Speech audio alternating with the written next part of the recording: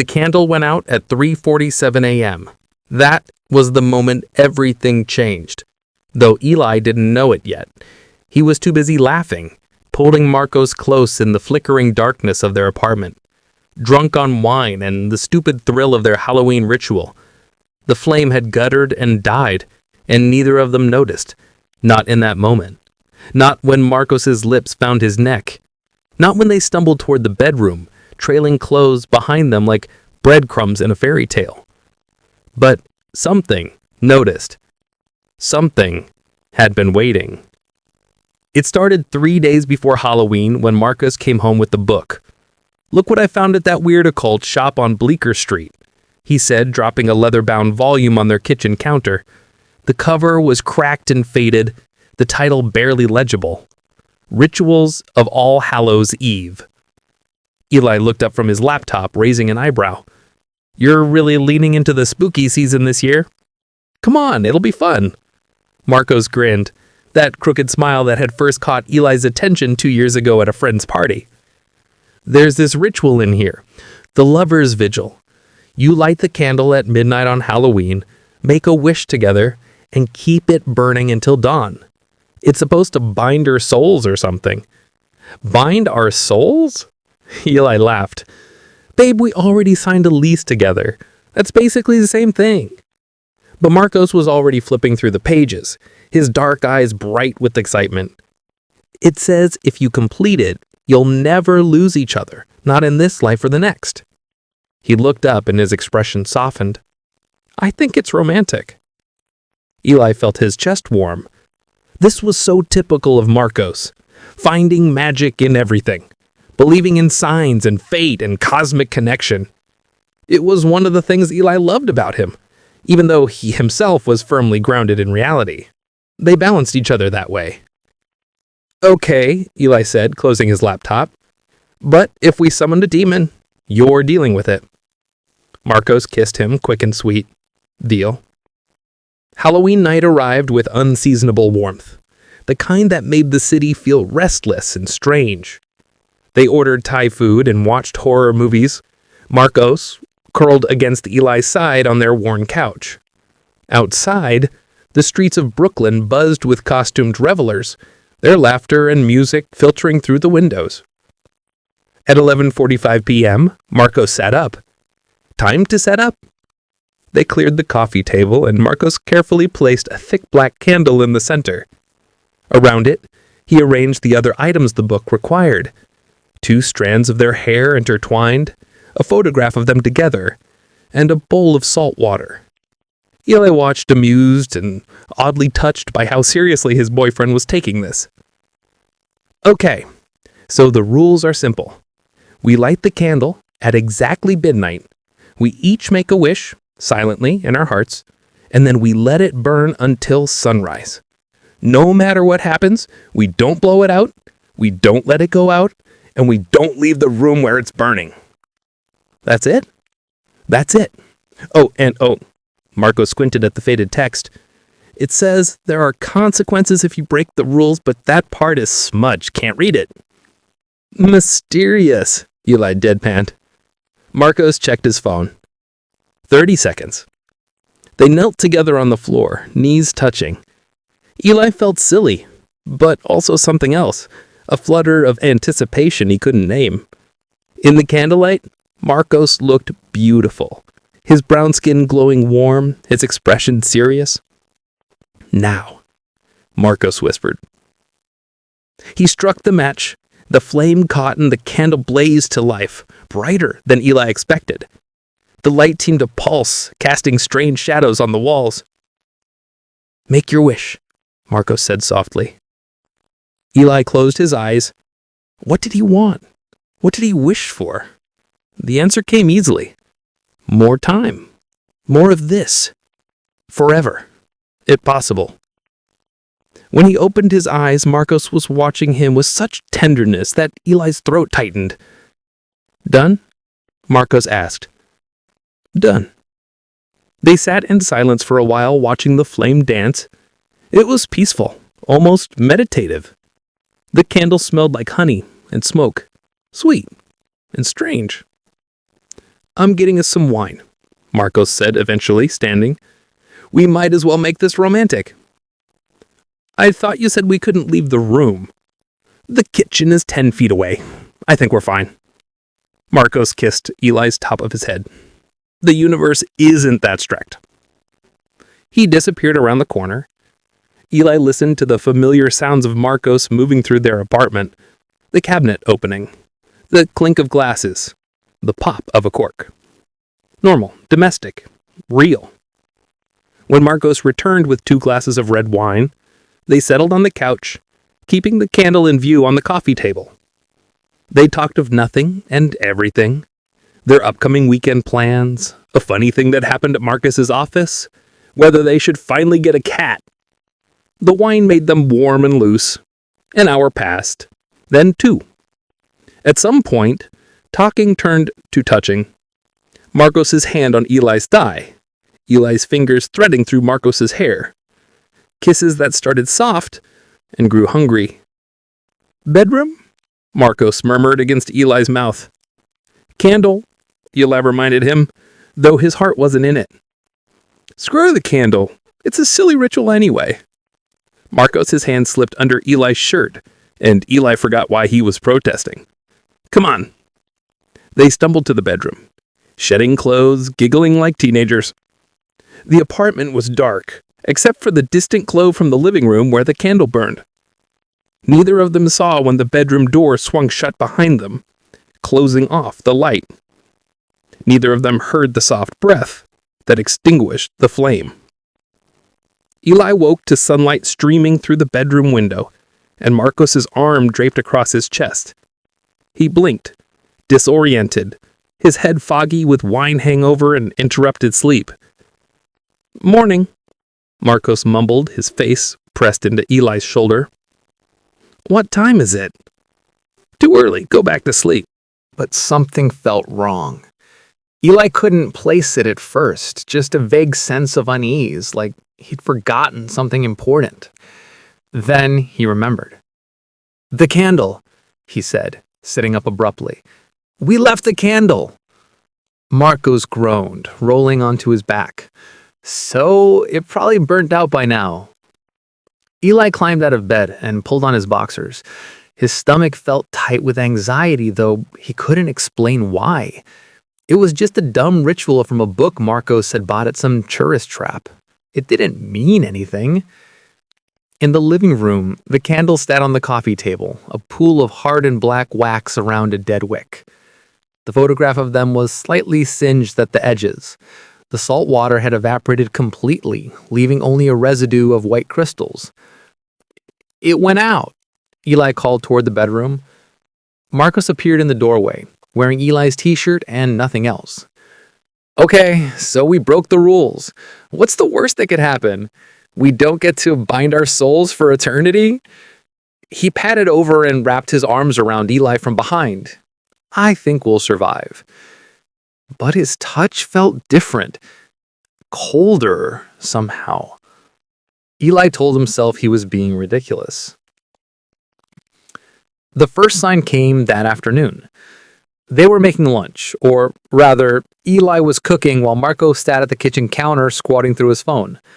Eli was telling him about an email from his boss when he realized Marcos wasn't listening. Hey, Earth to Marcos? Marcos looked up, and for just a second, Eli could have sworn his boyfriend's eyes looked wrong. Not a different color exactly, but flat, like looking at a photograph instead of a person. Then he blinked, and his expression warmed into a smile. Sorry, babe. What were you saying? Never mind. Eli turned back to the stove as shaking off the chill. But the feeling didn't go away. Over the next few hours, small things felt off. Marcos made coffee without asking if Eli wanted any, even though he always made it 2 cups. He sat in Eli's usual spot on the couch. When Eli mentioned going to dinner at their favorite Thai place later, Marcos looked confused. We went there last night. I'm talking about actually going to the restaurant. Oh, right. But Marcos's smile was strained, like he was trying to remember something he should know.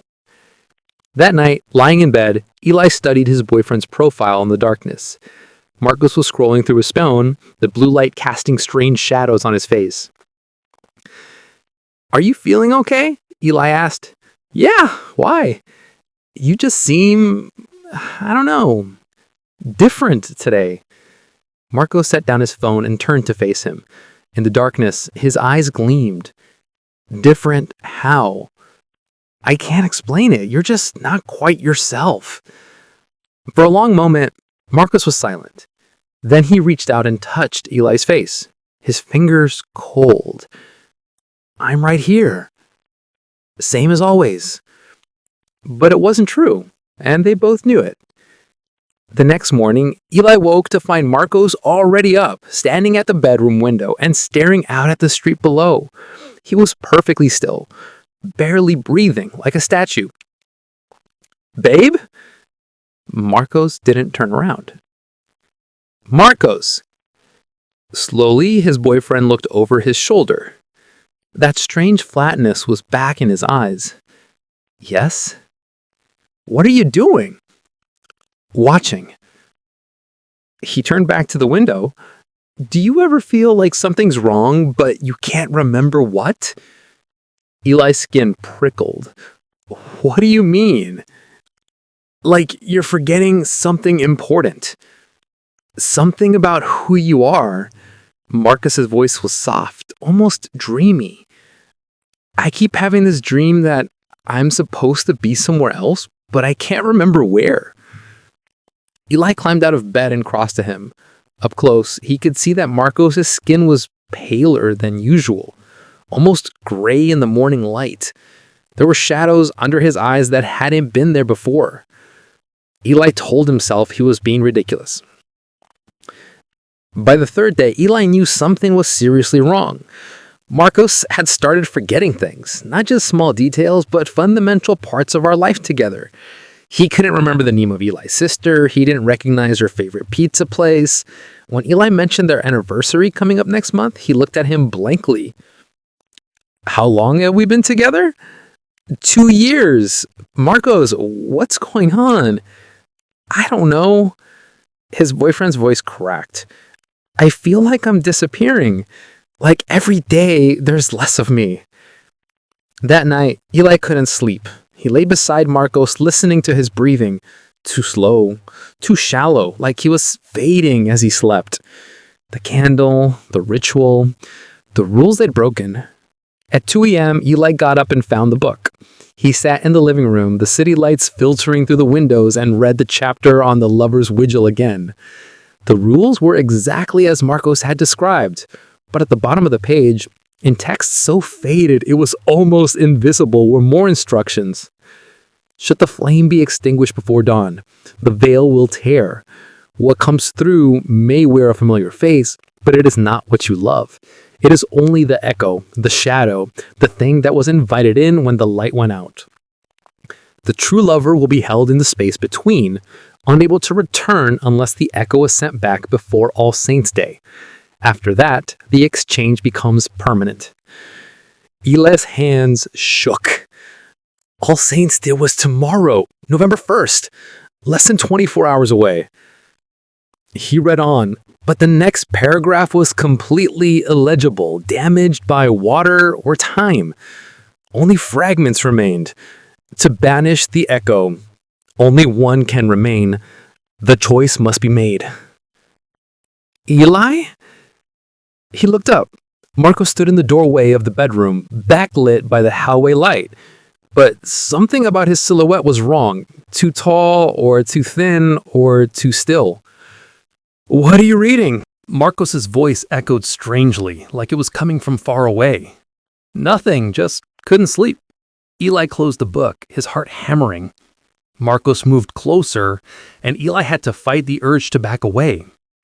When his boyfriend sat beside him on the couch, the cushions barely dipped under his weight, as if he weighed almost nothing. "You're afraid of me," Marcos said. It wasn't a question. "No, You are. I can see it." Marcos tilted his head, studying Eli with those flat, wrong eyes. "You think I'm not real." I think something happened during the ritual. I think we broke the rules and now... Now what? You think I'm some kind of imposter? Marcos laughed, but it sounded hollow. I'm right here, Eli. I'm the same person I've always been. Then prove it. Tell me something only Marcos would know. The thing that looked like Marcos was quiet for a long time. Then it smiled, and the expression was so cold it made Eli's blood freeze. I can't, it said simply, because I'm forgetting. Every hour I remember less. Soon, I won't remember anything at all. I'll just be empty. It reached out and touched Eli's face. Its hand was like ice. But I'm still him. I'm still the person you love. I'm just less. Eli pulled away. Where's the real Marcos? There is no real Marcos. There's only me. And when tomorrow comes, this will be permanent. You'll forget there was ever anything different. We'll go back to normal. The thing smiled. Isn't that what you want? No. Eli stood up, backing away. I want him back. The actual him, not this whatever you are. The thing's face faded. You can't have him back. The ritual was completed. The exchange was made. The book says... The book is wrong. The thing stood, and suddenly it seemed taller, its shadow stretching wrong across the floor. Or maybe it's not wrong. Maybe it just doesn't tell you everything. Did you read the part about the cost, Eli? Did you read what happens if you try to reverse it? Eli's mouth went dry. What cost? One of us has to burn. That's how you send me back. You light the candle again, and one of us has to stay with it until it consumes us completely. The other gets to live. The thing moved closer. So tell me, how do you know which one of us is the real Marcos? How do you know I'm not him changed by what happened? How do you know the real imposter isn't the one you're trying to save? Eli's mind reeled. It was right. How could he know? How could he be sure?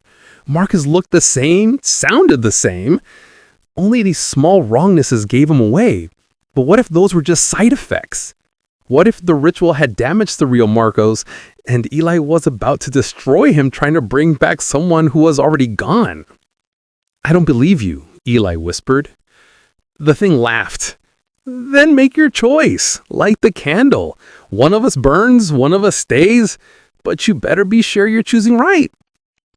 Eli spent the rest of the night in their bedroom with the door locked, his mind racing. He read the book over and over, trying to find something he'd missed, some clue that would tell him what to do. But the text was too damaged, too incomplete. All he knew was that he had until midnight, when All Saints' Day began, to reverse the exchange. After that, it would be permanent. At dawn, he heard Marcos moving around the apartment. Normal sounds, the shower running, the coffee maker gurgling. Eli pressed his ear to the door and listened to his boyfriend getting ready for work, just like any other day. Was it really that bad keeping this version of Marcos? It was still him, mostly. A little colder, a little stranger, but still a person Eli loved. Maybe in time, the wrongness would fade. Maybe they could go back to normal. Or maybe this thing would keep fading until there was nothing left but a hollow shell, a ghost wearing Marcos' face. At 11 p.m., Eli set up the ritual again.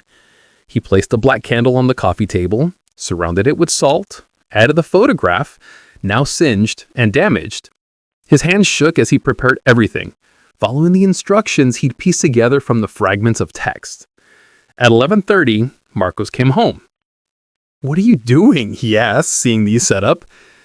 "I'm going to fix this." "Eli, don't, please." Marcos' voice cracked. "Even if you're right, even if I'm not really him, do you want to risk it? What if you're wrong? What if I send back the real me and keep the echo?" "Then I'll live with that," Eli said quietly. "But I have to try. You could lose everything. I already have." Marcos was quiet for a long moment. Then he sat down across from the candle. "How do we do this?" Eli checked the book. The instructions were maddening in their vagueness. Light the candle at midnight, speak the names of both lovers. One must remain until the flame takes them. The other must leave and not look back. Choose wisely, for the wrong choice damns you both. We light it at midnight, Eli said. Then one of us stays, one of us goes. And whoever stays burns until there's nothing left. Eli met his boyfriend's eyes. I'm staying. I'm the one who broke the rule. This is my fault. No! Marcos reached across and grabbed his hand. If anyone stays, it's me. I'm the one who bought the book. I'm the one who insisted we do this. Marcos! I mean it, Eli. I'm not letting you sacrifice yourself for me. Real or not, I won't let you burn. They argued back and forth as the minutes ticked down. Neither would budge. Finally, Marcos said, Then we both stay. We burn together. That's not how it works. I don't care. I'm not leaving you. Marcos squeezed his hand. Whatever happens, we do it together. Eli's eyes burned with tears. This was Marcos. It had to be. Only his boyfriend would be this stubborn, this loyal, this stupidly brave. Unless the echo had learned to mimic that too. At 11:58, Eli lit the candle.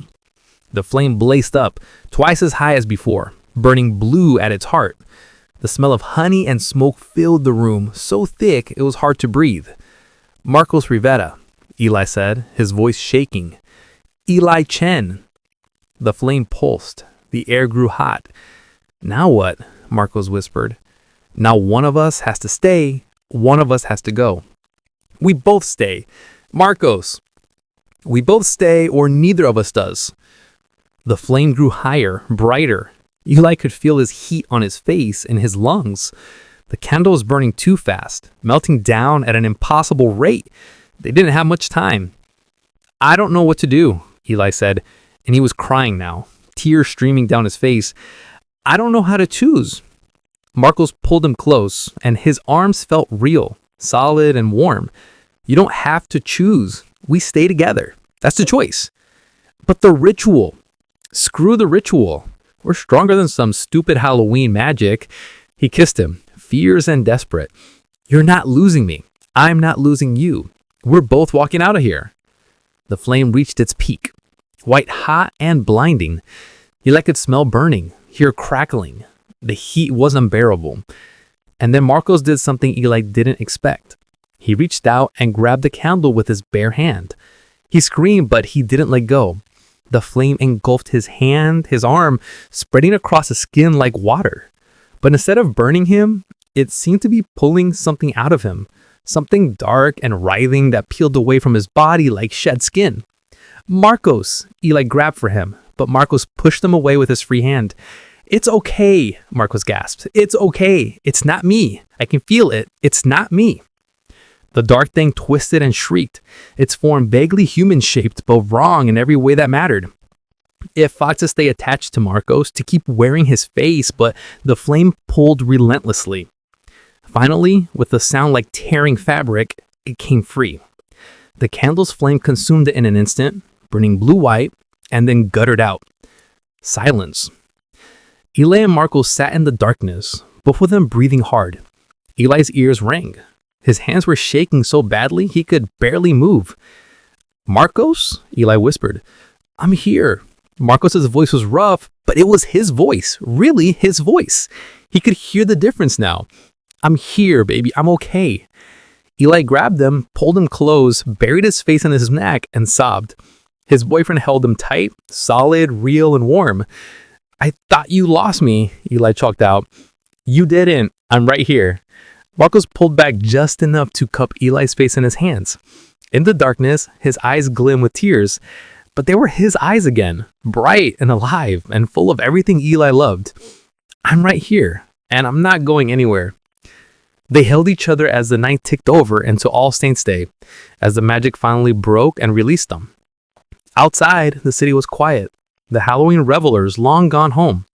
Inside their apartment, in the darkness, two lovers clung to each other and remembered what they'd almost lost. No more rituals? Eli said eventually. Marcos laughed, the sound wet and shaky. No more rituals, I promise. I love you. I love you too. And this time it was real. Later, much later, when they had cleaned up the remains of the candle and coned the book away, when they showered and climbed into bed and held each other close, Marco said, "What was it like when the echo was here?" Eli thought about it. It was like talking to a photograph of you. Everything looked right, but there was no life in it, no warmth, like a perfect copy with the soul missing. "I was still here," Marco said quietly, "the whole time. I could see you, hear you, but I couldn't reach you. I was trapped in this gray place and I kept trying to scream that I was still here, but you couldn't hear me." His voice broke. "I thought I was going to disappear. I thought you were going to forget me and live the rest of your life with that thing waving my face." Eli kissed him, slow and deep, trying to pour everything he felt into it, all his relief and love and desperate gratitude. "I would have known eventually. I would have figured it out." "Would you?" Marcos looked at him seriously. "What if you hadn't? What if you convinced yourself it was me?" Eli didn't have an answer for that, because the truth is, he'd been close, so close to accepting the echo, to living with the ghost of his boyfriend rather than risking everything to get him back. "But I didn't," Eli said finally. "I chose to try. I chose to believe that the real you was worth fighting for. Even though you might have been wrong. Even then." Marco smiled, and it was the most beautiful thing Eli had ever seen. "You're an idiot." "Probably, but I'm your idiot." "Yeah." Marcos kissed him again. "You are." They made love then, slow and careful, relearning each other's bodies, proving to themselves that they were both real and solid and here. It was different than their usual frantic pace, more tender, more deliberate. Every touch felt like a promise. "I'm here, you're here, we made it." When they finally fell asleep, tangled together in the pre-dawn light, Eli felt more at peace than he had in days. The candle was gone, the echo was gone, and Marcos, the real, irreplaceable, infuriating, wonderful Marcos, was back where he belonged. In Eli's arms, where he'd stay. The end. Appreciate you watching. Hit subscribe, like, and share. See you in the next story.